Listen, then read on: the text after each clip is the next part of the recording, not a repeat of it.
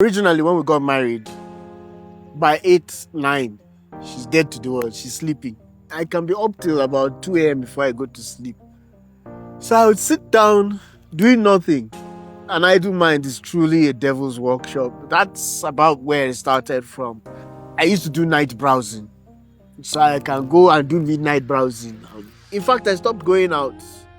If I go out, it's just to go and misbehave and come back. I was almost always in my room, just doing nothing, just watching porn, sometimes masturbating. I didn't know how to stop. The last straw was, we just finished making love and she's falling asleep as usual. And I go into the bathroom and I carry my phone and start watching porn. And something woke her up and she came and met me watching porn. I was waiting. So she said, "Now what for you? I share for you." I turned and went back to bed. She didn't say another word to me. But I switched off and I went towards the door and just sat down there and I crawled like a baby. And this was maybe around 12:01 midnight. And I was there till the wee hours of the morning. She now woke up and looked at me and said, "You're still there?" She was like, "Do you need help?" I said, "Yes." And she gave me the one word that helped to heal me. "Are you sure you need my help?" I said, "Yes." "So can we look for therapists and everything? Why not surf the net?" That was the one word. Why not surf the net and look for help? And I found Covenant Eyes. She became my accountability partner and my dad, who was my best friend. I added them both. So if I was to open on my phone, my laptop, my tablet, anything that was associated to even my emails, they got a message, a text or an email. My dad would get the same thing.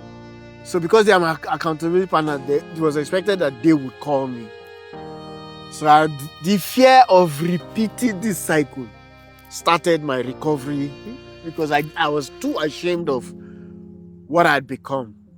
At that time, I was this kind of woman. I would say, Emmanuel, no. When women are talking, me, boldly, I would hit my chest and say, me, it's not my husband, no. He can never cheat on me. He can never do anything to hurt me.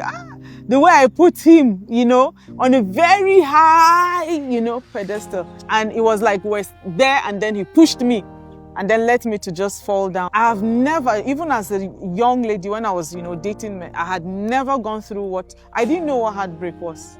But that time, I knew what heartbreak was. When people are crying now about heartbreak, I understand what they feel because I felt it. I felt it in, my marriage. And to top it all, at that time, pornography has a way of eating your brain cells. It eats your creative capacity. So he wasn't doing anything. I was the one working. I was doing everything, even his clothes. I was the one buying plus pants and boxers. It's not to belittle him, but it's to show you how pornography takes away everything, every energy, everything from you. If you ask him, okay, can you come and do this or do that?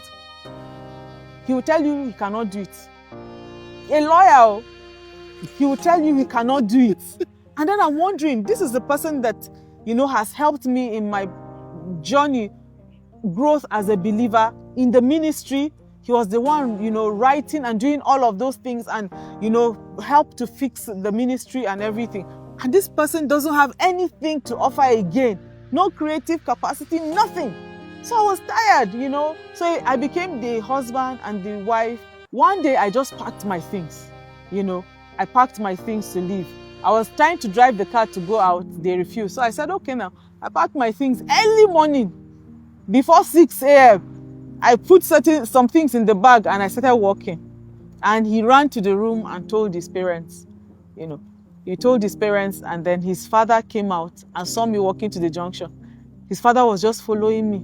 He didn't say anything. Daddy was just following me. He didn't say anything. His mother had already called my mom. You know, my mom now called me. As I saw my mom's call, I picked. I started calling. I said, so they called you. You know, I started, you don't want me to come to your house? I know where to, I'll go somewhere. I have money, I'll rent. I was just talking. My mom now said, calm down. I understand. Calm down. Just calm down and just hear me out. Because I was already filled with a lot of rage and anger. So just hear me out. Okay, where are you? I said, I'm going to the junction. She said, okay, wherever you are, just sit down and wait for me. I'll come and pick you, then we'll go to the house together. I'll take you home. Don't worry. I understand. And then I stayed. I sat at the junction, and then his father came and sat close to me, and he was just, touching me. And I knew he was praying. He was just touching me. He didn't say a word. He was just touching me. He didn't say anything. Then my mom came, took us back to the house, the family house, the house. Then we entered the room, and my mother-in-law looked at me and said, Ken, you are going through all of this, because he went and just confessed everything to them, to her, everything. He was desperate, for change, and that was what made me, to stay, because he wanted to change. It's not that you might go, that kind of thing, go. But he was desperate for change.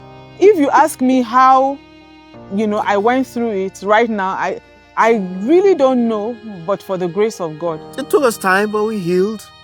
Yeah. And we later on felt there's a need for us to help people get past the situations they find themselves in their homes.